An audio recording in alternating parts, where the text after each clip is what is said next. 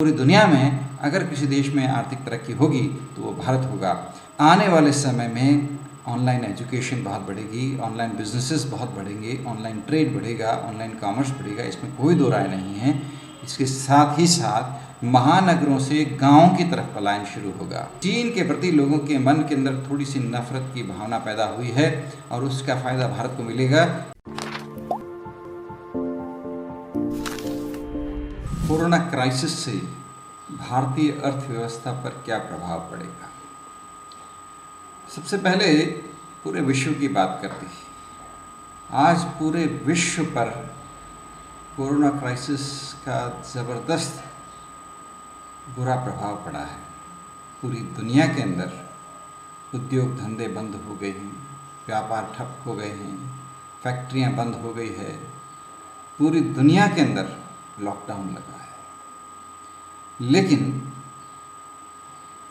कुछ समय के लिए लॉकडाउन पर्यावरण के हिसाब से ज़रूरी भी होता है।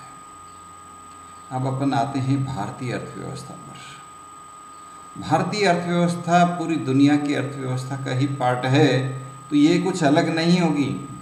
यहाँ पर भी वही हाल है जो पूरी दुनिया में है, यानी फैक्ट्रियाँ बंद है, बीपी ऑफिसेज बंद पड़े हैं, सरकारी कार्यालय तक बंद पड़े हैं, बहुत मुश्किल हालत है। छोटे छोटे कुटीर उद्योग, उनके लिए बहुत मुश्किल समय है। जो हस्तशिल्पी हैं, जो छोटे स्तर पर अपना काम करते हैं, जो बहुत छोटे छोटे व्यापारी हैं, उद्यमी हैं, उनके लिए बहुत मुश्किल समय है, बहुत मुश्किल समय। जो लोग स्वरोजगार पर अपना निर्भर हैं, उनके लिए बहुत मुश्किल क्षण है, क्योंकि जो लोग एम्प्लॉयड सेक्टर में हैं, जो सरकारी नौकरी में हैं, उनको तो सरकार नौकरी सैलरी देती रहेगी।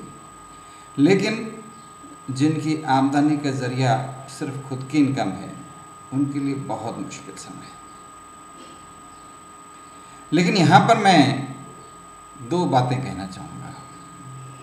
एक बात तो ये कि आप स्वयं देख रहे हैं कि पूरी दुनिया के अंदर अगर अपन रैंकिंग करते हैं देशों की कि सबसे अच्छा कोरोना क्राइसिस का मैनेजमेंट किस देश में हुआ है, तो आंकड़ों के आधार पर सबसे शिखर पर दक्षिण कोरिया आता है, दूसरे नंबर पर भारत आता है। ये वो आंकड़े हैं कि कोरोना के फैलाव को किस हद तक रोका गया, किस हद तक कोरोना के फैलाव को आगे बढ़ने से रोका गया उस क्षेत्र के अंदर।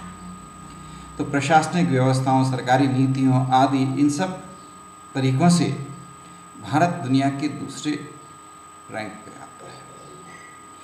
तो ये बात विश्वास करने योग्य है कि भारत सरकार की जो नीतियां हैं वो इस वक्त बहुत सोची समझी, बहुत प्लान्ड नीतियां हैं। और भारतीय लोग, क्योंकि 138 करोड़ लोगों का मुल्क है, बहुत बड़ा देश है, लेकिन इसके बावजूद भी यहाँ पर बहुत ज़्यादा डिसिप्लिन है। हालांकि कुछ अपवाद की घटनाएं हैं, लेकिन इसके बावजूद भी लोगों में बहुत ज़्यादा अनुशासन है। लोगों ने लॉकडाउन के नियमों का पूरी तरह से पालन किया है। और कई क्षेत्रों के अंदर, क्योंकि भारत में 720 ज़िले हैं, उन 720 में से 320 ज़िलों में तो कोरोना का प्रकोप फैला ही नहीं, तो उन क्षेत्रों के अंदर तो इकोनॉमिक एक्टिविटी पर ज़्यादा प्रभाव नहीं पड़ेगा। लेकिन 45 ऐसे ज़िले हैं जिनमें लॉकडाउन के बाद करीब 28 दिन तक उन्होंने संयम बरता और इससे कोरोना हुआ, लेकिन उसके बाद उन्होंने अपने आप को उस संयम के कारण कोरोना पर विजय प्राप्त कर ली। तो ये 45 ज़िले और इनका प्रशासन भी तारीफ़े काबिलियत हैं। तो ये सब बातें एक बात को दृष्टिगत करती है कि भारत की प्रशासनिक नीतियाँ ठीक हैं, लोग संयमित हैं, अनुशासन में हैं, और ये सब बातें इस बात को इंगित करती है कि हमें एक सुनहरे भविष्य की उम्मीद रखनी चाहिए। अब अपन दूसरी बात करते हैं। दूसरी बात क्या है कि इस भयंकर मुसीबत में आर्थिक समस्याओं का निजात कैसे होगा। ये पूरी दुनिया के लिए सबसे मुश्किल क्षण है, लेकिन यहाँ भारत की जो व्यवस्था है उसमें 65% से ज़्यादा लोग गाँव के अंदर रहते हैं। एक बड़ी आबादी गांव में रहने से एक बहुत बड़ा फ़ायदा हुआ है। ये वो आबादी है जिसके ऊपर कोरोना का ज़्यादा प्रभाव पड़ने के चांस नहीं हैं, क्योंकि जो महानगर हैं वो तो लॉकडाउन में है, लेकिन गांव, वहाँ लॉकडाउन की कोई ख़ास अब ज़रूरत नहीं है, क्योंकि जिन गांव के अंदर कोरोना का संक्रमण नहीं फैला उन गांव में कोई दिक्कत की बात नहीं है और बड़ी संख्या में ऐसे गांव हैं। तो कृषि, ग्रामीण उद्योग, ये भारत के लिए उम्मीद की किरण है। महानगरों में जैसे दिल्ली, बम्बई, अभी भी स्थिति खराब है और आने वाले काफ़ी समय तक हमें लॉकडाउन का पालन करना ही पड़ेगा, नहीं तो इस बीमारी पर हम कामयाबी नहीं हासिल कर पाएंगे। तो प्रश्न ये है कि आखिर उत्पादन और इकोनॉमिक एक्टिविटीज़ कहाँ पर हो, ताकि इकोनॉमिक बूस्टअप मिले, लोगों को रोज़गार मिले, लोगों को काम मिले, वो सब कैसे हो, देश की अर्थव्यवस्था में तरक्की कैसे हो। तो चिंता करने की बात नहीं है। भारत की 65% आबादी गांव में रहती है और जो लोग गांव में रहते हैं वो बहुत सक्षम हैं। यहाँ पर स्किल्स और हुनर घर घर फैला हुआ है। भारत की ये विशेषता अपने आप में अद्भुत है कि यहाँ पे हर घर के अंदर, हर व्यक्ति के अंदर हुनर है। तो अगर कोई फैक्ट्री नहीं जा रहा, इसका मतलब ये नहीं है कि हमारे यहाँ उत्पादन रुक गया है, प्रोडक्शन रुक गया है, इकोनॉमिक एक्टिविटीज़ रुक गई है, ऐसा नहीं है। अगर महानगरों में लॉकडाउन है तो इसका मतलब ये मत सोचिए कि इकोनॉमिक एक्टिविटीज़ बिल्कुल बंद हो गई है। आप यहाँ ये मत भूलिए कि हर घर के अंदर हुनर केंद्र है, हर महिलाएं हुनर में दक्ष है। तो महानगरों में भले हो नहीं हो, गांव के अंदर महिलाएं हुनर से अपने घर के अंदर काफ़ी ऐसे काम कर लेती हैं जिनकी इकोनॉमिक वैल्यूज़ आंकना बहुत मुश्किल है। अगर आप इकोनॉमिक वैल्यूज़ को आंकोगे तो वो जीडीपी के बराबर चली जाएगी। जैसे गांव के अंदर महिलाएं इतनी सक्षम हैं कि वो घर में काम आने वाले ज़्यादातर सामान, जैसे बड़ी, पापड़, दालें इत्यादि, वो घर पे ही प्रोसेस कर लेती हैं, खुद तैयार कर लेती है। तो आपकी ये कह सकते हो कि ये इनफॉर्मल इकोनॉमी है। ये वो इकोनॉमी है जो जीडीपी की कैलकुलेशन में आती नहीं है। ये वो इकोनॉमी है जिसके बारे में हम लोग चर्चा नहीं करते हैं। बिल्कुल सही है, लेकिन इसके ऊपर कोरोना का कोई प्रभाव नहीं पड़ेगा। तो ये जो ग्रामीण इकोनॉमी है हमारी, जिसमें घर घर कुटीर उद्योग होते हैं, हर महिला दक्ष होती है, हर महिला कोई न कोई कार्य कर रही होती है, भले आप उसकी वैल्यू आंकें ना आंकें, भले ही उसके आप इकोनॉमिक वैल्यूएशन करें ना करें, लेकिन वो बहुत महत्वपूर्ण है। तो ये जो इनफॉर्मल इकोनॉमी है वो बहुत महत्वपूर्ण है और ये भारतीय इकोनॉमी की रीढ़ की हड्डी है। तो आप निश्चिंत रहें, इस कठिन परिस्थिति में ये हमारी इनफॉर्मल इकोनॉमी हमारे पूरे देश के लिए सहायता बन करके आगे आएगी और हमारे देश के लिए मददगार साबित होगी। अब आपका तीसरा प्रश्न है कि आने वाले समय में सरकार की नीतियाँ किस तरफ होगी, किस तरफ ले जाएगी। देखिए, जब तक कोरोना समस्या का पूरी तरह निजात नहीं हो जाता, तब तक ये निश्चित मानिए कि महानगरों के अंदर लॉकडाउन और इस प्रकार की स्थितियाँ जारी रहेगी। इसलिए आने वाले समय में ऑनलाइन एजुकेशन बहुत बढ़ेगी, ऑनलाइन बिजनेसेस बहुत बढ़ेंगे, ऑनलाइन ट्रेड बढ़ेगा, ऑनलाइन कॉमर्स बढ़ेगा, इसमें कोई दो राय नहीं है। इसके साथ ही साथ महानगरों से गाँव की तरफ पलायन शुरू होगा। महानगरों से गांव में पलायन के कई फ़ायदे मिलेंगे। गांव में शुद्ध हवा है, शुद्ध पानी है, गांव के अंदर शुद्ध व्यवस्थाएं हैं, कोरोना जैसी महामारियां नहीं हैं, इनफॉर्मल इकोनॉमी बहुत स्ट्रांग है और ये वो कारण हैं जिसके कारण आने वाले कुछ समय में ग्रामीण अर्थव्यवस्था बहुत मजबूत बनेगी। ग्रामीण अर्थव्यवस्था को मजबूत बनाने के लिए सरकार और हम सब लोग प्रयास करेंगे। बहुत पहले गांधी जी ने सपना संजोया था कि भारत में ग्राम स्वराज्य लागू किया जाना चाहिए। भारत के नीति निर्माताओं ने उसको नज़रअंदाज कर दिया, लेकिन कुदरत का करिश्मा देखिए, प्रकृति चाहती थी कि ग्राम स्वराज्य आए। प्रकृति के हित में यही है कि ग्राम स्वराज्य आए और इसलिए प्रकृति खुद आज ग्राम स्वराज्य लेके आ रही है। ये नीति निर्माता नहीं ला रहे, ये भारत के नीति निर्माताओं की सोच नहीं है। ये कोरोना जैसी महामारी के कारण या प्रकृति की मांग के कारण आज ग्राम स्वराज्य की तरफ हम बढ़ रहे हैं। हर गांव के अंदर चमन होगा, हर गांव में विकास होगा और गांव के लोगों को रोज़गार मिलेगा। गांव के लोग अपने स्तर पर प्लानिंग करेंगे और इस प्रकार के उद्योग लगाएंगे। गांव-गांव कुटीर उद्योग जो पहले हुआ करते थे, हर गांव में कुटीर उद्योग थे। कोई व्यक्ति गुड़ बनाता था, कोई व्यक्ति खांड बनाता था, कोई शक्कर बनाता था, कोई घरेलू खाने पीने के सामान बनाता था। तो ये जो कुटीर उद्योग थे जो तबाह होने के कगार पे आ गए थे, वो सब कुटीर उद्योग वापस शुरू किए जाने चाहिए, उनको प्रोत्साहन मिलना चाहिए और उन सब के कलेक्टिव प्रयासों से ग्रामीण इकोनॉमी को डेवलप करने में मदद की जानी चाहिए। और अब सौभाग्य से भारत के गांव-गांव में शिक्षा भी फैल गई है। आज गांव-गांव के युवा ऑनलाइन एजुकेशन ले रहे हैं और मुझे पक्का विश्वास है कि वो दिन दूर नहीं कि गांव के लोग खुद गांव के अंदर उत्पादन करेंगे और वेबसाइट्स अपनी बनाएंगे, ऑनलाइन अपने प्रोडक्ट्स को सेल करेंगे और इंटरनेट के ज़रिए पूरी दुनिया के ग्राहकों से संवाद स्थापित करेंगे, अपनी ब्रांड बनाएंगे और अपने प्रोडक्ट को पूरे अंतर्राष्ट्रीय स्तर पर बेचेंगे। आपका प्रश्न है कि पूरी दुनिया के अंदर जो परिवर्तन आ रहे हैं उनसे भारत के ऊपर क्या प्रभाव पड़ेगा। तो देखिए, इकोनॉमिक क्राइसिस और ये जो सोशल क्राइसिस है, इन सब के कारण पूरी दुनिया में बहुत बड़े बदलाव आएंगे। पहली बात तो दुनिया में इस मांग को पूरा करने के लिए कोई नहीं आगे आएगा भारत और चीन के सिवा।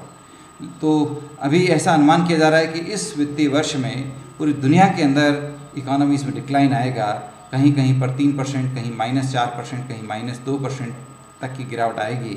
लेकिन चीन के अंदर करीब 1% की ग्रोथ आएगी और भारत में लगभग 2% के करीब इकोनॉमी में जीडीपी में ग्रोथ आएगी।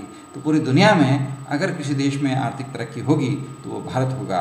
और पूरी दुनिया के अंदर इकोनॉमिक समीकरण कुछ इस तरह बन रहे हैं कि चीन के प्रति लोगों के मन के अंदर थोड़ी सी नफरत की भावना पैदा हुई है और उसका फ़ायदा भारत को मिलेगा, क्योंकि पूरी दुनिया से भारत के प्रति सम्मान का भाव उत्पन्न हो रहा है और क्योंकि भारत पूरी दुनिया के काम आ रहा है और इसके कारण भारतीय उत्पाद की पूरी दुनिया में मांग बढ़ेगी। भारतीय स्वास्थ्य व्यवस्था की, जिसे हम आयुर्वेद कहते हैं, प्राकृतिक चिकित्सा कहते हैं, उसकी पूरी दुनिया में मांग बढ़ेगी और इसके साथ ही भारतीय व्यवस्थाओं की, जैसे योग और अन्य प्राकृतिक व्यवस्थाएं हैं जो अनेक वर्षों से भारत में चली आ रही हैं, उन सब की पूरी दुनिया में मांग बढ़ेगी। तो ये निश्चित रूप से एक शुभ संकेत है। भारतीय उत्पाद की मांग बढ़ने से भारतीय लोगों के लिए उद्यमिता की संभावनाएं बहुत ज़्यादा बढ़ जाएगी। तो चिंता की बात नहीं है। आपका अगला प्रश्न ये है कि क्या भारत अगला सुपर पावर बन पाएगा। देखिए, निश्चित रूप से, क्योंकि जब चीन की जगह भारत को तवज्जो दी जाने लगेगी तो मेड इन चाइना की जगह मेड इन इंडिया के प्रोडक्ट्स पूरी दुनिया में छा जाएंगे।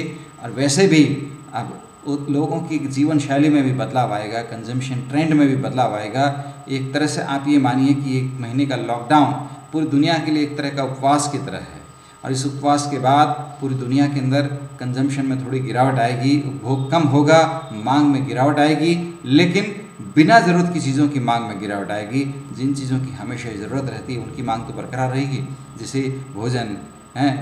तो उन क्षेत्रों के अंदर भी लोग सजग हो जाएंगे, सावधान हो जाएंगे। मांसाहार की जगह शाकाहारी, शुद्ध शाकाहारी भोजन का प्रयोग बढ़ेगा।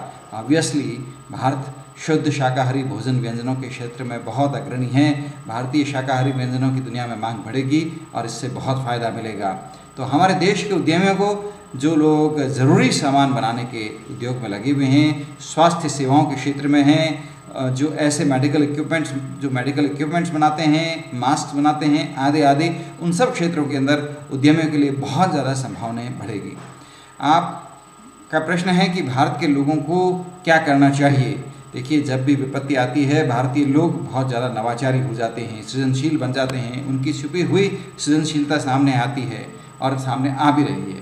हम देख रहे हैं किस प्रकार एक महिला ने रैपिड टेस्ट का नया मॉडल बनाया, किस प्रकार लोग नवाचार कर रहे हैं, नवाचार के अलग अलग तरीके रोज़ सामने आ रहे हैं, अखबारों में हम पढ़ रहे हैं, इंटरनेट पे देख रहे हैं। लोग बड़े ही क्रिएटिव ढंग से इस समस्या का समाधान करने की कोशिश कर रहे हैं, सृजनशील बन रहे हैं। आपने देखा होगा कि इस लॉकडाउन के बावजूद भी लोग बिना मिले डिस्ट्रीब्यूटेड वे में काम करते हुए, अलग अलग रह करके सोशल डिस्टेंसिंग बनाए रख करके काम करते हुए मास्क बनाने का काम कर रहे हैं, सैनिटाइजेशन बना रहे हैं। ये सब इस बात को शो कर रहे हैं कि भारतीय लोगों में उद्यमिता कूट कर भरी हुई है और उद्यमिता के लिए आज का समय सबसे सुंदर समय है। क्योंकि उद्यमिता का मतलब क्या है? मांग और पूर्ति को मिलाना। मांग ज़्यादा है, पूर्ति कम है, राइट। डिमांड ज़्यादा है, सप्लाई नहीं आ रही, तो क्या है? उद्यमिता के लिए सुनहरा अवसर है। और बाकी लोग आगे नहीं आ सकते, कंपटीशन नहीं हो सकता क्योंकि फैक्ट्रियां बंद हैं। लेकिन भारतीय लोगों ने तो कुटीर उद्योगों में ही काम किया हुआ है, लघु उद्योगों के रूप में ही काम किया है। उन्हें पता है कि लघु उद्योगों को, कुटीर उद्योगों को, घरेलू उद्योगों को कैसे चलाना। तो ये उनके लिए सुनहरा मौका है। उन लोगों को आगे आना चाहिए, कुटीर उद्योग स्थापित करने चाहिए। और आज का वो समय है जब हर क्षेत्र में कॉस्ट ऑफ प्रोडक्शन कम हो रहा है। बैंकों की जो रेट ऑफ इंटरेस्ट है वो कम होने वाली है, क्योंकि रिजर्व बैंक ने इसी के लिए बहुत सारे प्रयास लिए हैं कि बैंक रेट कम की है, रिपो रेट कम की है, रिवर्स रिपो रेट कम की है। और इन सब से क्या परिणाम निकलेगा? इंटरेस्ट रेट कम होगी, कॉस्ट ऑफ कैपिटल कमी होगी और बैंकें उद्यमी को आसानी से लोन देगी। रिजर्व बैंक हर फाइनेंशियल इंस्टीट्यूशंस को कह रही है कि आप आसान लोन दीजिए, और सरकार इस प्रकार की कुछ व्यवस्थाएं स्थापित करने की कोशिश कर रही है जिससे लघु उद्योगों को जो लोन दिया जा रहा है उस लोन के ऊपर इंटरेस्ट, ईएमआई वगैरह को पोस्टपोन किया जा सके। रोका नहीं जाए लेकिन पोस्टपोन किया जा सके। अगर कोई व्यक्ति अभी ईएमआई का पेमेंट नहीं करे तो उससे उसके ऊपर कोई विपरीत प्रभाव नहीं पड़े। इस प्रकार की कानून और व्यवस्थाएं सरकार कर रही है।